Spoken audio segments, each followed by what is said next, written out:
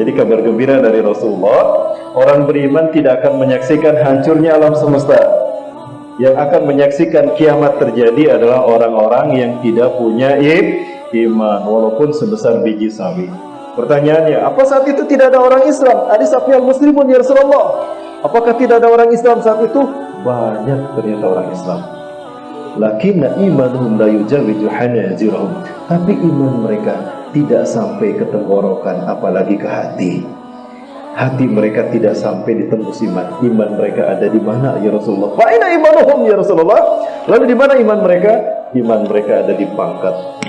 Iman mereka ada di jabatan. Iman mereka ada di bonus triliunan. Itulah umat yang menyaksikan kehancuran alam semesta. Nah, Bapak Ibu, sebelum fase kelima ini kita rasakan, kita akan mengalami masa tersulit di fase yang keempat. Dan kita berada di zamannya. Kita berada di fase yang keempat ini, dan inilah fase terburuk dalam kehidupan manusia. Sampai-sampai Rasulullah mengingatkan. Dan saya agak berat menyampaikannya. Ini kalau saya jujur sekali lagi Bapak Ibu. Tapi boleh saya membahasnya? Pak Kepala Desa, boleh saya izin membahasnya? Baik. Bapak Ibu, saya bacakan sebuah hadis. Rasulullah SAW bersabda begini. Ini menggambarkan buruknya kehidupan umat manusia di akhir zaman di fase yang keempat. Ya'ti 'alan ummati zamanun. Sayati 'ala ummati zamanun, akan datang pada umatku satu zaman, satu masa, satu tahun. Ru'asa'uhum umara'uhum aw ru'asa'uhum kal asadi. Pemimpin-pemimpin mereka bagaikan singa. Wa wuzara'uhum kadhi'abi. Menteri-menteri mereka ibarat serigala. Wa qudatuhum kal kilabi, dan hakim-hakim mereka bagaikan anjing. Wa sairun nasi kal agnam, dan kebanyakan manusia saat itu seperti ternak domba. Fakaifa ya'isul ghanam indal asadi wadh-dhi'abi wal kilab. Maka bagaimanakah manusia bisa hidup? Bagaimanakah domba bisa hidup di tengah-tengah singa, serigala, dan anjing? Nah, ini gambaran bagaimana buruknya kehidupan umat Islam, umat manusia di akhir zaman di fase yang keempat ini. Kita bahas Bapak Ibu hadis ini. Rasulullah SAW menyampaikan umat beliau akan mengalami satu masa di mana pemimpin mereka bagaikan singa. Apa yang kita tahu dari singa Bapak Ibu? Ada istilah singa itu raja hutan. Betul? Sering mendengar istilah singa raja hutan? Padahal belum pernah ada pemilu di hutan. Ada tidaknya pemilu di hutan, tetap rajanya singa. Betul, Bu? Yang namanya singa gimana Bapak Ibu? Ketika singa menjadi raja hutan, maka apa yang terjadi? Habis rakyatnya dimakanin sama dia. Kuda, rakyat hutan bukan? Kuda rakyat hutan. Ketika ketemu singa, dimakan tidak sama singa? Dimakan, padahal kuda rakyat hutan.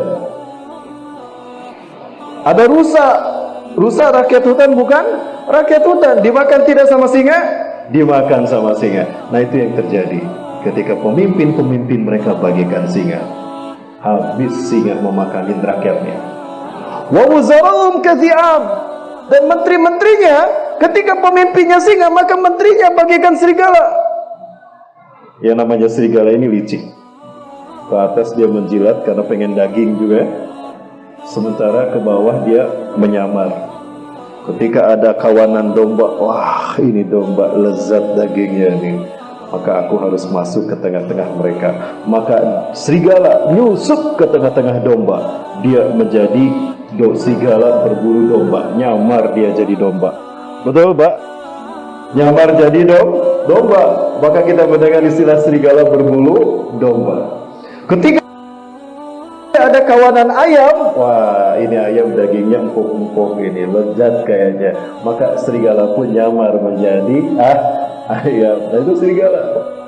Ketika pemimpinnya bagaikan singa, menterinya bagaikan serigala, wa qudatuhum kal kilab. Menteri-menterinya, hakim-hakimnya, penegak hukumnya bagaikan anjing. Seperti apa anjing? Kita lihat anjing. Biasanya anjing dijadikan penjaga rumah, betul? Rumah yang besar-besar itu penjaganya anjing, gitu ya Pak?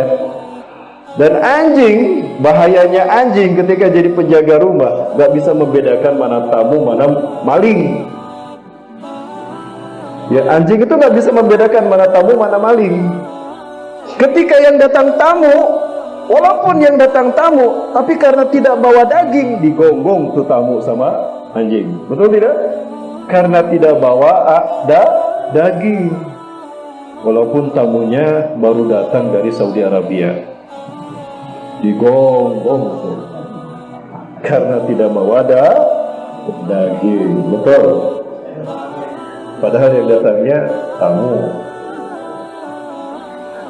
Tapi sebaliknya, ketika yang datang maling, betapapun maling yang datang, tapi karena bawa daging, aman, diem, nyaman tuh anjing.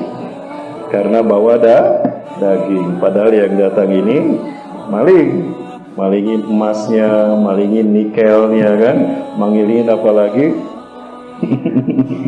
habis tanahnya diambil karena bawa daging, dikasih angpau. Itulah Bapak Ibu yang terjadi. Sudah terjadi belum? Sudah terjadi belum, Pak? Di mana, Bu? Bu, sudah terjadi belum, Bu? Di mana? Di luar negeri sana. Di negeri entah berantah. Di negeri autopilot. Betul? Di negeri autopilot.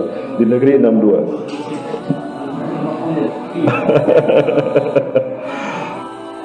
Lalu bagaimana rakyat saat itu, kata Rasulullah?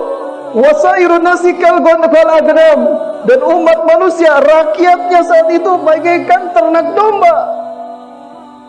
Yang namanya domba dibawa ke kandang, dibawa ke padang rumput, dibawa ke tempat pemotongan domba, itu golok sudah di leher. Apa yang dikatakan domba? Pasrah tuh Bapak Ibu. Nah, kehidupan umat di fase yang keempat seperti itu. Maka apa kata Rasulullah? Maka bagaimanakah bisa domba hidup di tengah-tengah serigala, singa dan anjing? Maka nasib mereka dimangsa oleh orang-orang sekitarnya. Dan inilah terjadi pada umat Islam hari ini. Di saat di Eropa Islam bangkit, justru di negara mayoritas Islam, Islam diperangi, Islam ditindas dan diinjak-injak. Ini tanda kebangkitan Islam telah dekat. Dan jangan lupa, bahkan di Palestina pun saudara-saudara kita tidak lepas dari yang keji dari musuh-musuh Islam. Ini dia Bapak Ibu, saudara-saudara kita di Palestina. Kita doakan mudah-mudahan Allah SWT menyelamatkan mereka dan melindungi mereka betapapun mereka bertahan untuk menjaga kiblat kita yang pertama. Setiap hari dihancurkan rumah mereka, setiap hari ayah ibu mereka dibunuh, mereka yatim piatu, Bapak Ibu. Maka anak-anak di Palestina ini, mereka di usia kecil, mereka seperti orang dewasa. Saya ngobrol dengan anak-anak Palestina. Kaifa halukum al-yawm? Sayyidun anta. Ya, bagaimana kehidupanmu? Apakah bahagia hari ini? Ya, begitulah jawabannya. Itu seperti anak-anak dewasa. Yang mereka ucapkan itu adalah kata-kata orang dewasa. Hampir semua anak-anak yang kita temui omongannya kayak anak gede. Ini untuk menunjukkan yang bicara bukan anak kecil, tapi yang bicara manusia hati nurani, untuk mengingatkan, mengetuk mereka yang masih punya hati nurani di luar sana. Ini Bapak Ibu sekalian, Bapak Ibu bisa saksikan anak ini berbicara seperti anak dewasa. Yang tidak saya pahami, dan ini tidak masuk di akal Bapak Ibu. Di Palestina hanya ada 5 juta orang Yahudi. Yang saudara kita ini terlalu banyak data yang bisa saya perlihatkan Bapak Ibu. Ya, yang tidak saya pahami, di Palestina hanya ada 5 juta Yahudi, dan di sekeliling Palestina ada 300 juta umat Islam, negara-negara Arab. Bapak Ibu, banyakkan mana 300 juta dengan 5 juta? Halo? Bapak Ibu masih ada? Jangankan untuk mengangkat senjata, andaikan mereka mengangkat senjata bareng-bareng, habis tuh yang 5 juta. Jangankan dengan mengangkat senjata, kencing bareng-bareng saja, itu 5 juta tenggelam. Andaikan yang 300 juta ini kencing bareng-bareng, tenggelam tuh Yahudi. Tapi untuk kencing bareng-barang pun tidak bisa. Kenapa? Karena mereka dipecah belah dan diadu domba. Ini fakta Bapak Ibu. Kalau mereka jumlahnya mayoritas di sekitar Palestina. Beginilah fitnah terjadi ketika umat Islam berpecah belah. Negara di sekitar Palestina ada 300 juta Muslim. Di Palestina hanya 5 juta. Kok bisa di 300 juta dikalahkan oleh 5 juta?